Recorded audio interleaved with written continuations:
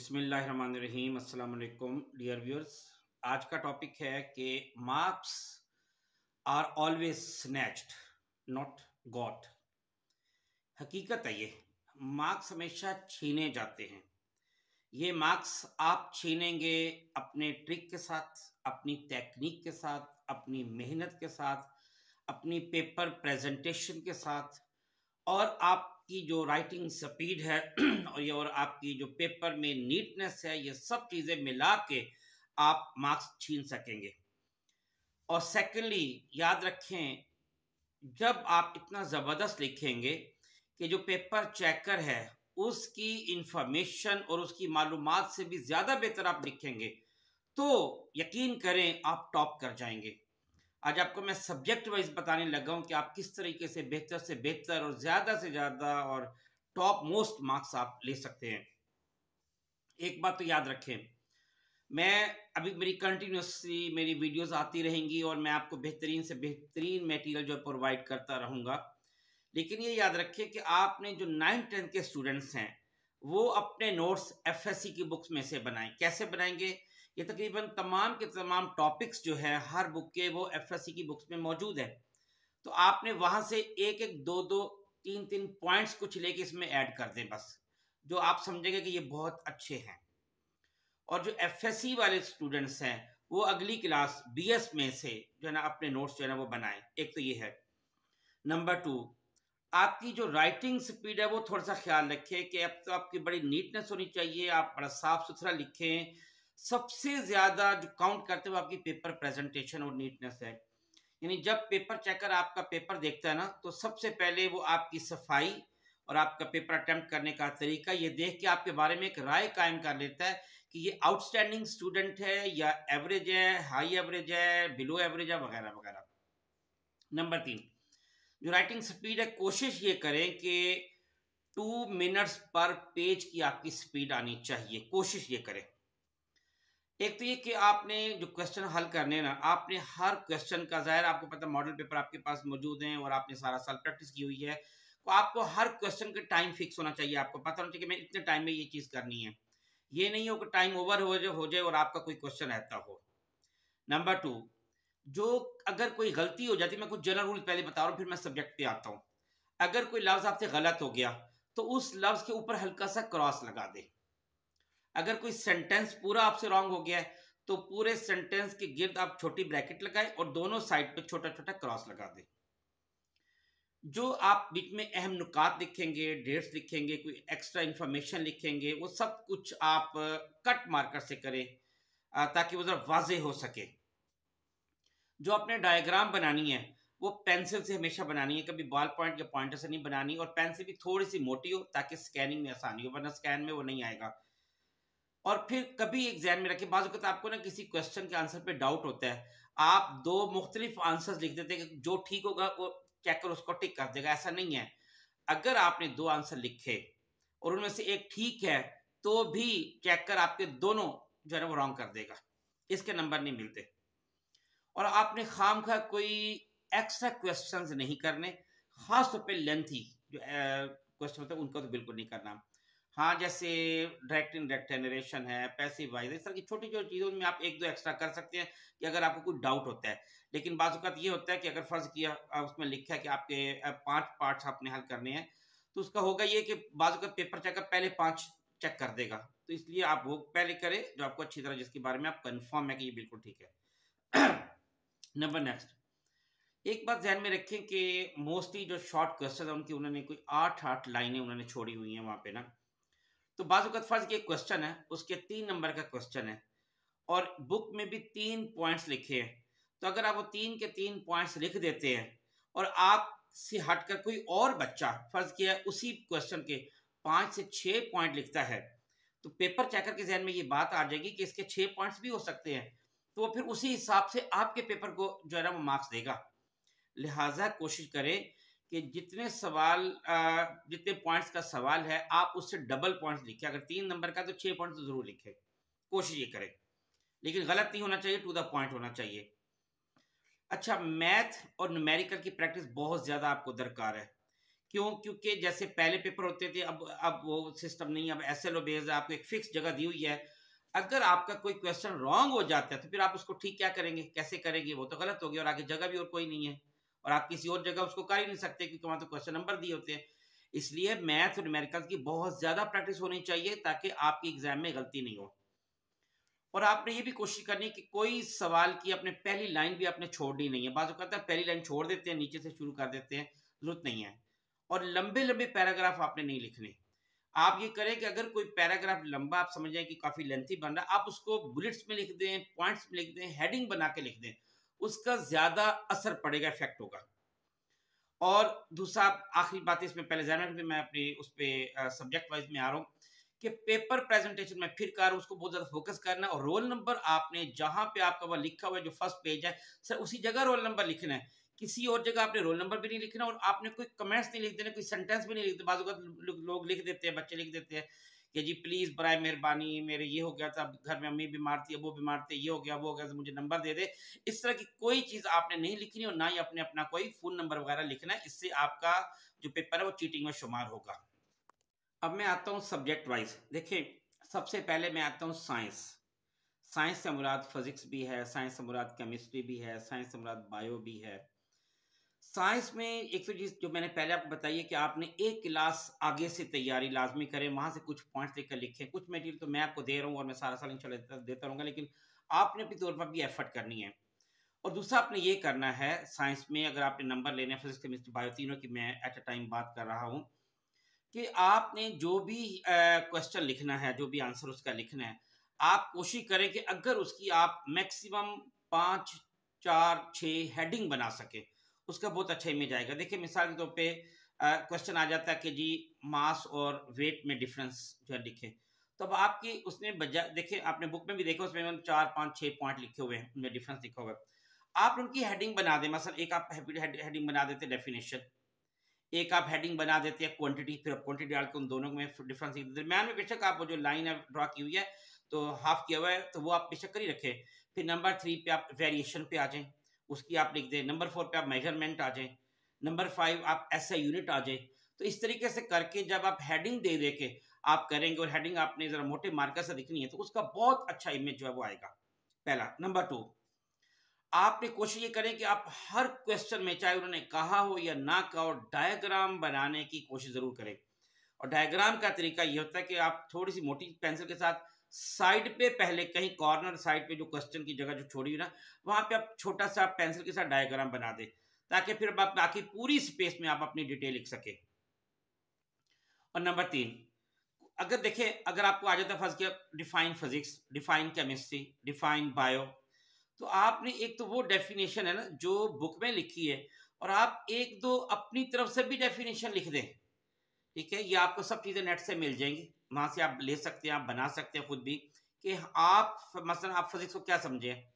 अब देखो ना, एक डेफिनेशन तो बुक में लिखी हुई है, दूसरी डेफिनेशन मैं आपको बता रहा हूँ कि scientific study of matter, energy, space and time end of the relation between them. अब ये एक डेफिनेशन होगी।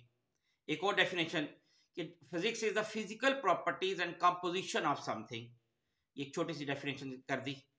इस तरह physics helps us study the motion behaviour of matter through space and time. अब ये आ गई।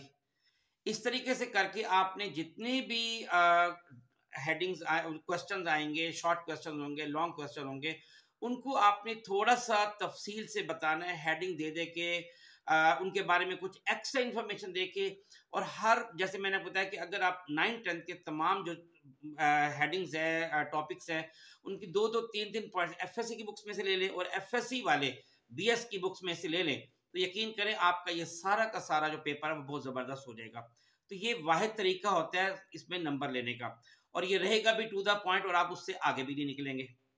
अच्छा, अब सपोज इस तरह, अब मैं आता हूँ कि अगर हमने पाक स्टडी का पेपर करना है, पाक स्टडी में एक तो आपने ये कोशिश करनी है कि अगर कोई ऐसी चीजें जिसको आप ओरिजिनल फॉर्म में पेश कर सके, उसकी ओरिजिनल फॉर्म में दे। इसकी एग्जांपल यूं देता हूँ, मिसाल के पे अलाहाबाद एड्रेस अल्लामा इकबाल का रहमतुल्लाह अलैह, तो अब आप अलाहाबाद एड्रेस जो ये मुकम्मल आपको नेट से मिल सकता है, तो आप किसी भी बुक से देखेंगे वहां पे हार्डली 3 से 4 लाइनें सिर्फ अलाहाबाद एरर्स की दी है, बाकी नहीं दी हुई हैं।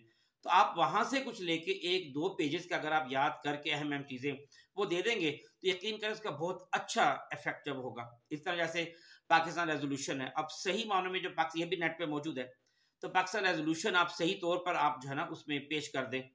तो इस तरीके से आपने ओरिजिनल चीजें उठा उठा के दी, क्योंकि हमारी बुक्स में ओरिजिनल चीजें नहीं दी, थोड़ा थोड़ा थोड़ा करके उसको एक्सप्लेन किया हुआ है।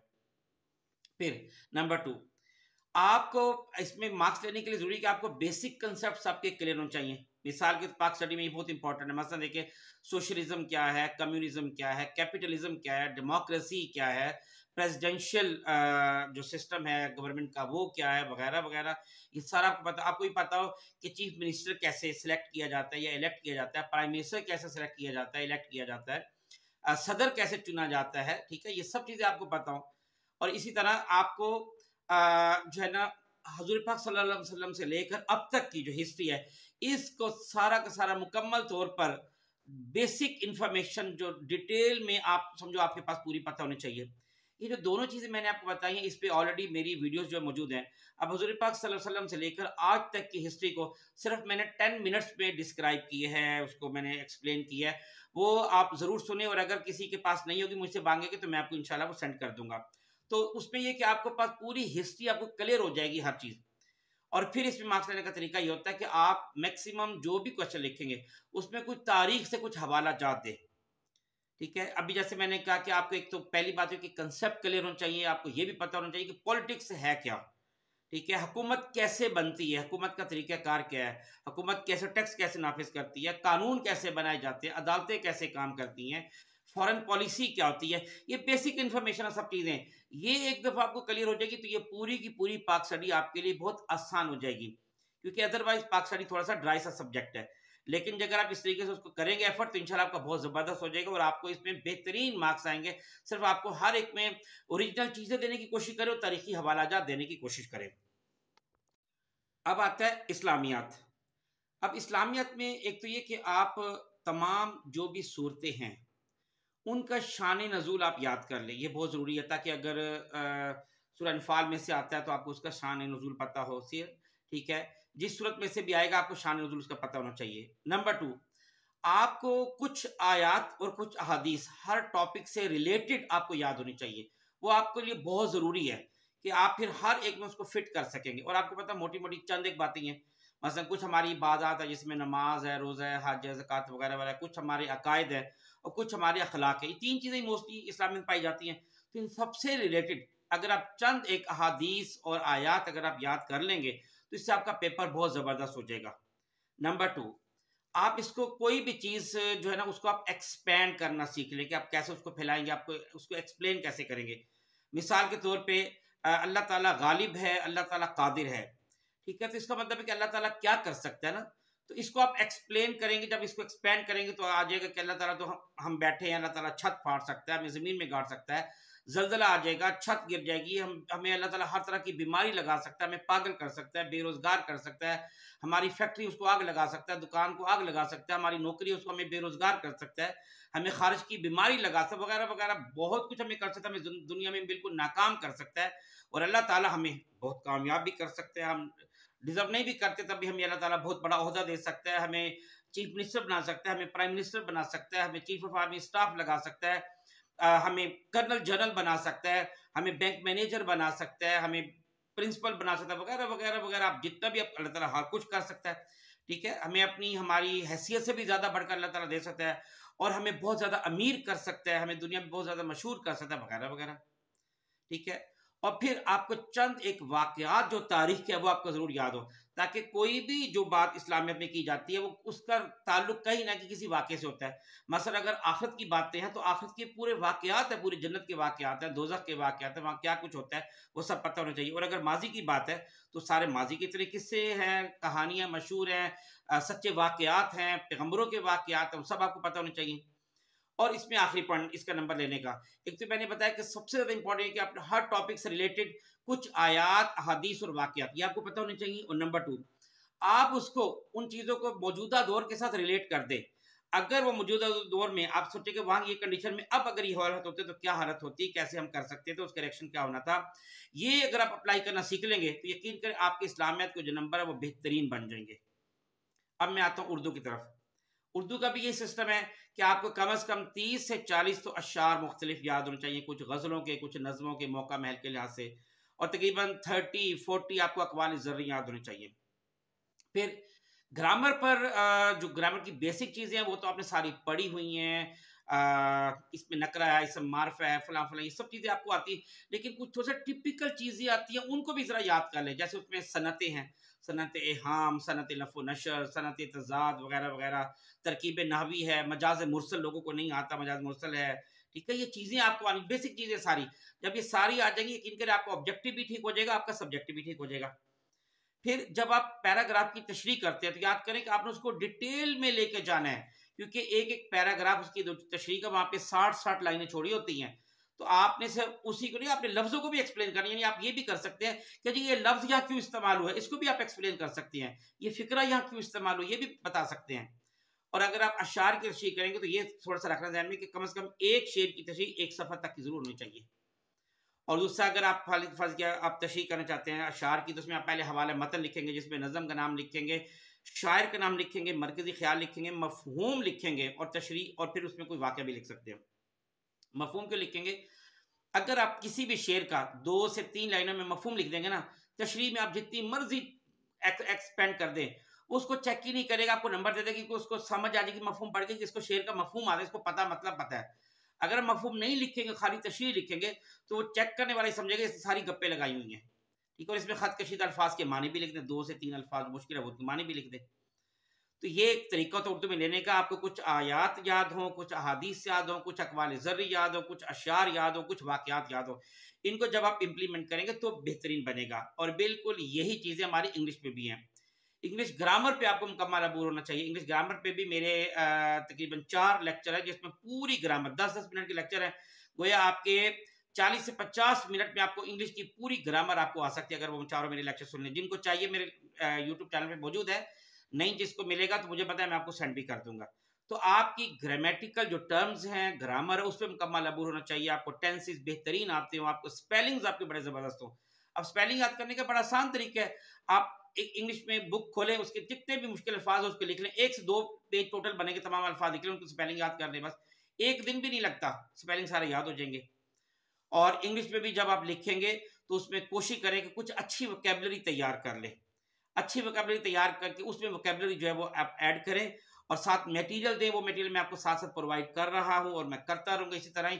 इससे करने से आपके बहुत ज़बरदस्त हो जाएंगे। तो इन सब चीज़ों के करने से यकीन करें आप वाकई आप मार्क्स स्नैच कर लेंगे, छीन लेंगे और सबसे नंबर 1 टॉप पे खड़े हो जाएंगे। बहुत शुक्रिया। अस्सलाम वालेकुम वरहमतुल्लाहि वबरकातुहू।